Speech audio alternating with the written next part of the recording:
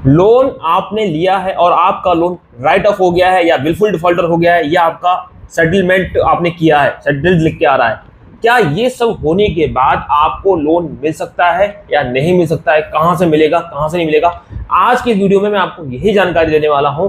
तो सबसे पहले तो चैनल को सब्सक्राइब कर लें, बेल आइकन को प्रेस कर लें, ये बहुत जरूरी है। और टेलीग्राम चैनल की गाड़ी आई होगी, उसको भी ज्वाइन जरूर कर लें। दोस्तों यहाँ पे मैं आपको पूरी जानकारी दूंगा, लेकिन इतना बता दूं कि मैं किसी प्रकार की जिम्मेदारी को नहीं लूंगा, ना कोई गारंटी लूंगा, ना किसी प्रकार कोई मैं दावा करूंगा। इस बात को पहले आप जान लीजिएगा। मैं आपको अब बताता हूं मुद्दे की बात। देखिए, मैं आपको बता दूं, मेरे साथ में करीब 3 से 4 लोग ऐसे हैं जो मेरे सगे खास दोस्त हैं या रिश्तेदार हैं।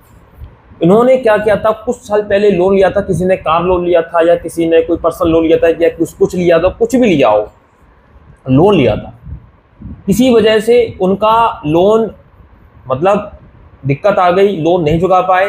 किसी को 1 साल हो गया, किसी को 2 साल हो गया, किसी ने ओटीएस करा लिया, किसी का राइट ऑफ हो गया, किसी की में बिल्कुल डिफॉल्टर लिख के आने लगा सिविल में।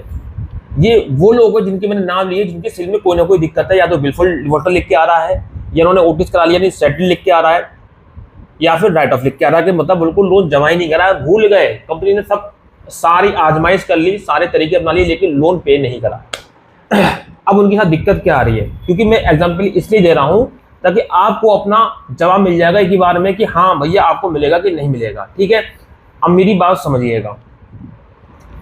इन लोगों ने क्या किया, ये सारे काम इन्होंने कर लिए, इनके सिविल में सब कुछ शो कर रहा है। सिविल तो डाउन होगा, जाहिर सी बात है, बट अपना सिविल भी इन्होंने बहुत सही करा, सुधारने की कोशिश करी, क्योंकि उनको लोन की जरूरत थी, लोन मिल नहीं रहा था।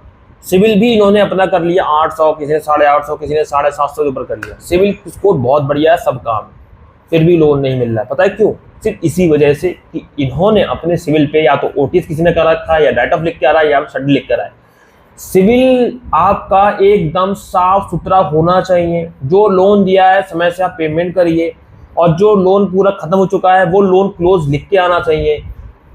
मतलब कि अगर आपके में ये 3 बीमारियां लगी हुई हैं, सेटल्ड की, राइट ऑफ की, बिल्कुल डिफॉल्ट की, सिविल आपका कितना अच्छा सही, उसके बाद आपने कितने लोन लिए, कितने सही से आपने पेमेंट किए, कुछ भी कर लिया हो, लेकिन जो बैंक होता है वो आपको लोन बिल्कुल नहीं देगा। खासकर सरकारी बैंक की बात कर रहा हूँ। कुछ भी कर लेना, सरकारी बैंक आपको कभी भी लोन प्रदान नहीं करेगा, जैसे कि bank of Baroda, PNB, state bank, union bank या ग्रामीण बैंक जो होती है, सभी की बात कर रहा हूँ। कोई भी आपको लोन प्रोवाइड नहीं करेगा। प्राइवेट बैंक एक बार के लिए कर सकती है, प्राइवेट कंपनी कर सकती है, लेकिन मैं आपको बता दूं यहाँ पे, प्राइवेट कंपनी में भी, प्राइवेट एनबीएफसी में भी जब ट्राई करा इन लोगों ने, उनको भी मना कर दिए, जबकि इन लोगों ने अपनी ये दुआई भी लगाई कि सर हमारा सिविल स्कोर तो बहुत अच्छा है, सिविल स्कोर तो बहुत अच्छा है। आप लोगों को ये लगता है कि सिविल स्कोर अच्छा होने से ही लोन मिलता है। भाई ऐसा नहीं है। सिविल स्कोर कितना ही अच्छा कर लो, अगर उस पर कोई भी गलत इंक्वायरी है, या कोई आपने ऐसा काम कर दिया है कि उस पर भैया उस पर शो कर रहा है, तो जैसे कि राइट ऑफ हो गया। राइट ऑफ कब होता है कि आपने लोन लिया, बिल्कुल चुकाया ही नहीं।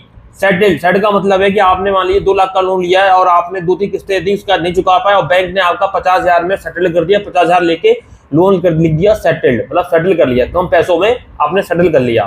ठीक है, और उसके बाद या फिर तो होता है बिल्कुल डिफॉल्टर की आपने कोई फर्जी डॉक्यूमेंट लगा के लोन लिया है। ये सब चीजें अगर होती है, भाई जिंदगी में कुछ भी कर लेना, बैंक या एनबीएफसी आपको लोन नहीं देगी। कोई प्राइवेट एनबीएफसी भले ही अपने रिस्क पे लोन देगी तो अपने रिस्क पे देगी, वरना वो भी नहीं देगी, प्राइवेट कंपनी देगी। मुझे पता है, मेरे यहाँ पे सामने की बात कर रहा हूँ, मेरे कई दोस्त हैं जिन्होंने लोन लिया है, सिविल स्कोर तो उन्होंने 750 प्लस कर लिया है, लेकिन उसके बाद ही एक भाई की तो 800 प्लस है सिविल स्कोर अच्छा, लेकिन फिर भी लोन नहीं मिल रहा है। हमने ऐप में भी ट्राई करा, एनबीएफसी में ट्राई करा, प्राइवेट कंपनी, प्राइवेट हर जगह बात कर ली, लेकिन सबका ये कहना है भाई सिविल सही करो।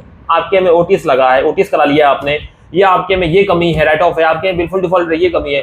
भाई कहने का मतलब ये है कि अगर आपने ऐसा कुछ किया है तो आप भूल जाइए कि आपको लोन मिलेगा, चाहे राइट ऑफ हो, सेटल हो, या बिल्कुल डिफॉल्टर हो, आपको लोन नहीं मिलेगा, नहीं मिलेगा, नहीं मिलेगा, चाहे कुछ भी कर लेना। फिर तो यही है, अगर लोन लेना है तो आप अपने जो सिविल है, सिविल की रिपोर्ट है, उससे सेटल हटवाइए। सेटल्ड कैसे हटेगा, अब वो अपने बैंक में जाके बात करिए, उसका भी अलग प्रोसेस है। जितना पैसा आपका बचा है, जितने टाइम से नहीं दिया है, उसका ब्याज, उस पर जो ब्याज लग रहा है बैंक का, वो सारा चुकाओ।